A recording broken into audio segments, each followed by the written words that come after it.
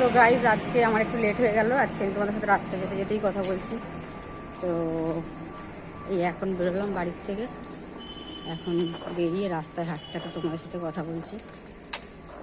তো চলো এই দেখো সাইকেল নিয়ে যাচ্ছি আজকে আমি।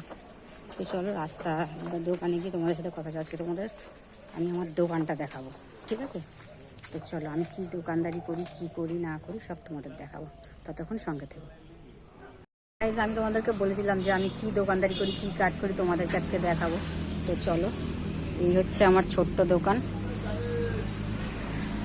দেখো আমাদের টিফিন হয় দোকান, রুটি তরকারি হয়। আজকে এই ডিম সেদ্ধ হচ্ছে, এটা চা হয়, টিফিনের সব। এই ছোট্ট দোকান কটা। তো দেখো, তো চলো রুটিটা শুরু হোক, তারপর তোমাদেরকে দেখাবো।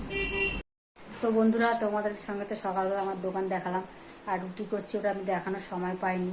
হ্যাঁ, আর তোমার রুটি শেষ হয়ে গেলে পরে তোমার দাদার দাঁতটা তুলে এসেছিলো, তোমরা জানো দাঁতে যন্ত্রণা হচ্ছিলো, ওই জন্য আমি তাড়াতাড়ি করে দোকানটা বন্ধ করে দিয়েছি, বাড়ি চলে আসলাম।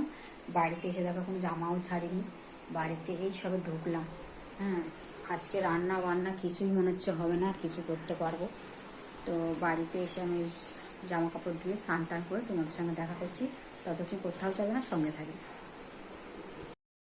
হ্যালো গাইস, তো আমার স্নান টান সবই হয়ে গেছে। এই রান্নাঘরে এসে ডিম ভাজবে। আজকে ডিম ভাজা, ঘি আর আলু সেদ্ধ দিয়েই খাওয়া হবে। এখন তোমার দাদা খেতে বসে আছে খাওয়ার জন্য, আমি ডিম ভাজছি।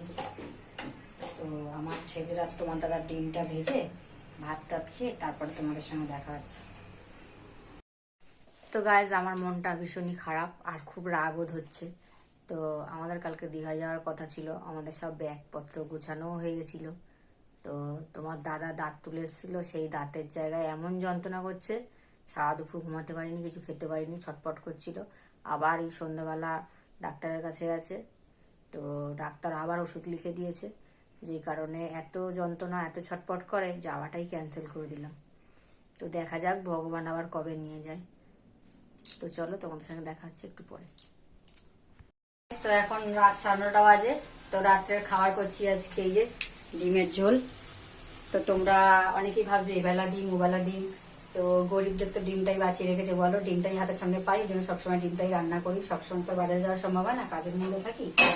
তো আজকের ব্লগটা আমি এখানেই শেষ করছি। ব্লগটা যদি ভালো লাগে তোমরা একটা লাইক কমেন্ট শেয়ার করে দিও, আর যারা নতুন বন্ধু আছো একটা অবশ্যই সাবস্ক্রাইব করে দিও। সবাইকে গুড নাইট, টাটা।